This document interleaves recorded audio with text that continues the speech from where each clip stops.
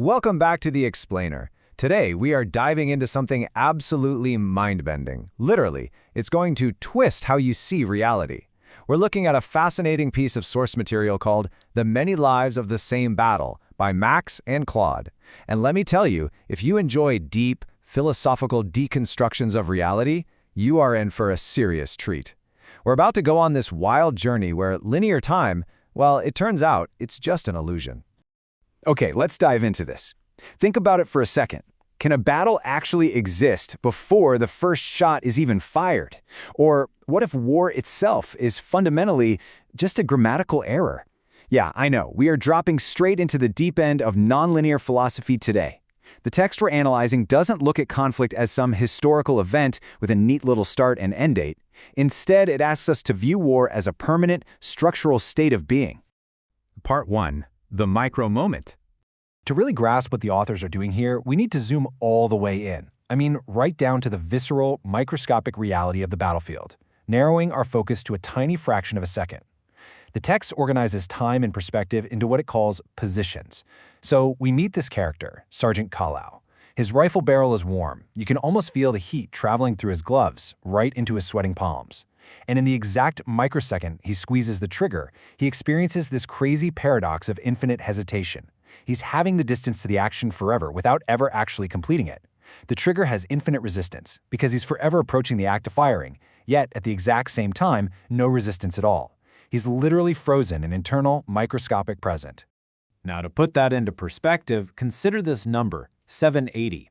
That is 780 meters per second, which is the precise speed of Kael's bullet. The authors use this sharp factual anchor to show us something totally incredible about simultaneity. At that intense speed, in this eternal moment of contact, the bullet is simultaneously still spiraling down the hot rifle barrel.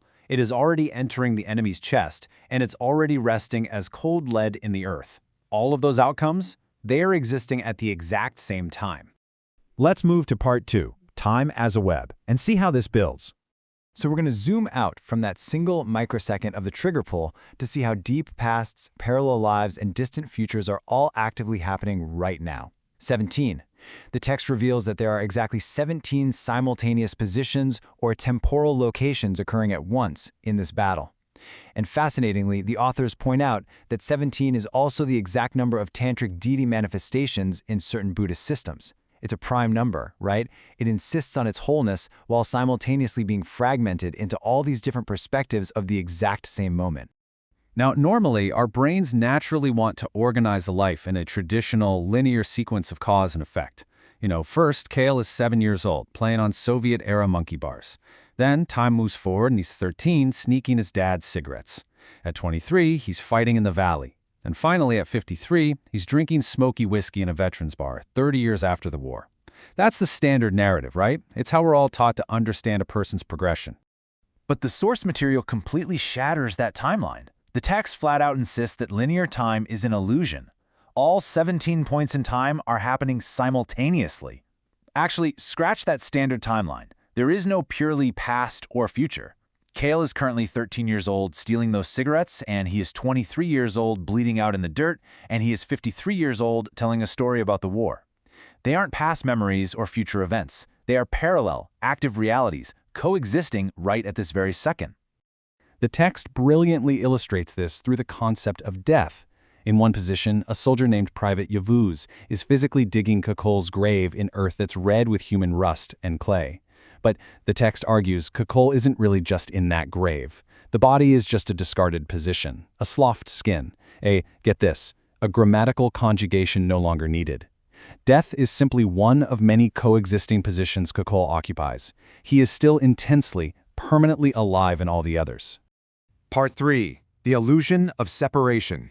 And this brilliantly illustrates our next point. We're zooming out even further now to view this battlefield from a completely cosmic, philosophical perspective.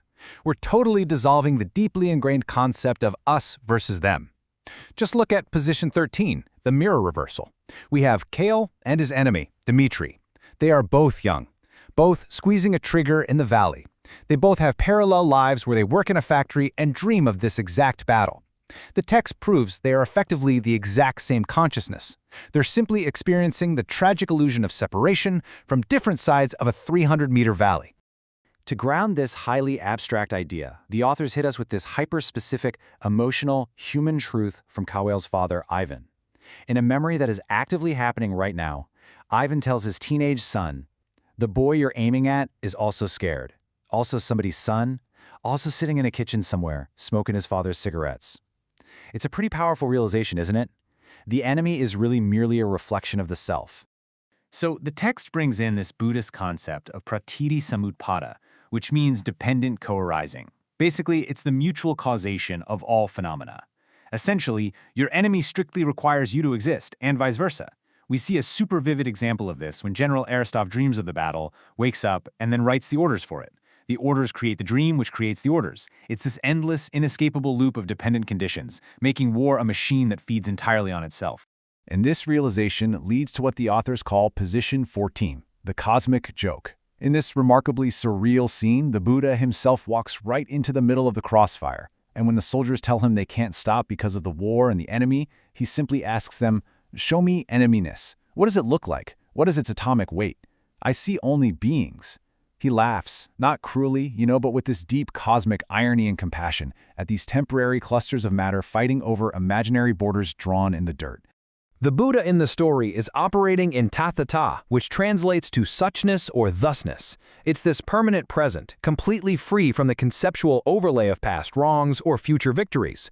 When you view the world through tathata, you realize the battle is an eternal, unmoving fixture. It's always happening. Which means war, from this perspective, is simply a mistake of tense, a grammatical error we make by believing in a narrative arc of past and future. But lest we get too lost in cosmic philosophy here, the text pulls us right back to visceral reality. Inside Position 15, we find Corporal Mira and Kael hiding a desperate love affair. She loves the Kael who fights alongside her, the Kael who holds her the night before battle, but she feels entirely disconnected from the Kael in the parallel, peaceful factory timeline. Their love is violently, inextricably entangled with the danger of their present moment. All of this conflict and identity is held together by Maya, or illusion. It's the narrative structure that generates the appearance of the material world, including map borders and the very identity of being a soldier. The text shows us that if this narrative structure drops, even for just a few seconds, like when two enemies, Ran and Hassan, unexpectedly meet face-to-face in a gully and simply hesitate, the entire illusion of the war evaporates.